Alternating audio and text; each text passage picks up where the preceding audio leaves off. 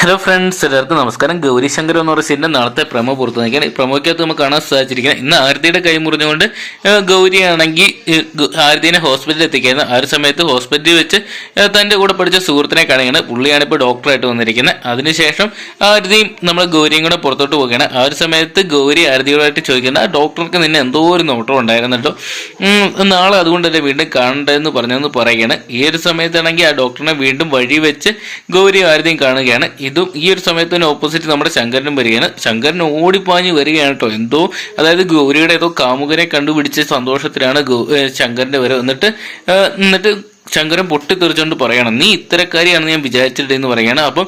അപ്പം നമ്മുടെ ഗൗരി ചോദിക്കുന്നു, ശങ്കർ എന്നോട് നിങ്ങൾക്ക് ഇങ്ങനെയൊക്കെ സംസാരിക്കാൻ ഒരു നാണക്കേടുമില്ല, ഞാൻ നിങ്ങളുടെ ഭാര്യയല്ലെന്ന് ചോദിക്കുകയാണ്. അപ്പോൾ ശങ്കരൻ പറയുന്നത്, എന്നിട്ടാണ് നീ ഇങ്ങനെ അഴിഞ്ഞടി നടക്കുന്നതെന്ന് ചോദിക്കുകയാണ്.